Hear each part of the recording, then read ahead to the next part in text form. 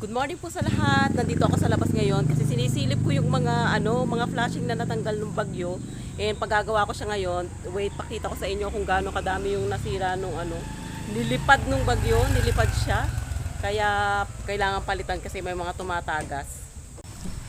Ayun sa may likod, kung nakikita nyo, parang tatlo ata yung tatlo o mahigit tatlo. O parang tatlo kasi tatlo yata yung nawala dyan, siguro tatlo yung ipapalitan nila. Ito na nga po pala yung update ngayon. Ayan, malapit na. Tingnan yung mga wire na to, hindi pa to natataas. Itataas daw yan. Ewan ko lang kung kailan. Alam nyo naman pag sinabing itataas. Yan ang walang kasiguraduhan. Basta sinabi lang na itataas. Ayan. Nagpo-poste na sila. And bumili pa kasi ng gamit. Pinapa-bend pa yung ano na tawag dyan, flashing.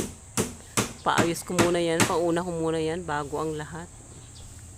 Kasi para safe na kaysa pag nagtag-ulan na naman, magtatag-ulan. Sa gabi ang lakas ng ulan, kabado ako dun eh. Baka mamaya at may tumagas. And then kailangan i-push yung wire dito kasi baka nakadikit na dun eh, delikado yan. Ito yung pinakagilid. Ayun din siya, may natanggal din dun, dalawa yata. O sabi ko patatlo na, pwede na siguro tatluhin doon kasi alisin na yung nakadugtong na yun. Kasi ang pangit, yung dugtong niya nasa gitna. Dapat yung dugtong na yan nasa gilid. Tingnan ko sa may pinakaharap namin doon, yung pinakalikod. Kung may natanggal din ba doon. So parang merong na yung tatlong natanggal, nakita nila yung nilipad, parang sa malapit lang dito sa amin nilipad. So nakuha nila. Pero yung tatlo hindi na nila alam kung saan nilipad, kaya kailangan muna nilang bumili pa ng bago. Ewan ko kung makikita nyo doon, yung dulo na yun, hindi ko na kasi makita yung pinakaano. Alam nyo yung gilid, ito yung gilid na to, diba? Yung pag ganun na side, natanggal din yata yun o wala talaga.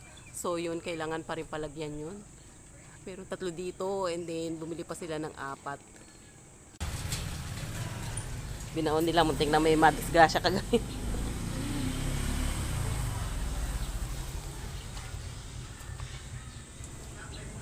Yan na yung update. Yung mga wire na tululubog yan. Yung mga tubo pala. Tubo, bakit ba wire ako ng wire? Ay! Ang hirap mong paggawa pagka nagmamadali ka ng oras. Makikita nyo dito yung mga butas eh. Yun o, yung mga pinanggalingan ng ribitan ba tawag? Pinagpakuan. O yung basta yan yung mga natanggal ng bagyo. Ang hirap kapag napagyo tapos yung pagkakagawa eh sabi nung gagawa ngayon na ayusin nila ng husto para matibay siya, hindi basta-basta maano ng bagyo. Hanggang dyan muna yung update ko. Malalaman ko mamaya kung madali bang ikabit yung mga flashing na yun. Then papacheck ko lahat ng yero kung may mga dapat pang papalan dun. Wala namang butas, bago naman lahat ng yero, pero parang may tumataga siya sa gilid. Siguro dahil nga doon sa mga natanggal ng bagyo. Yan na lang muna guys, pagka-update ako ulit later. Bye! Thank you for watching guys. Maraming salamat. God bless everyone.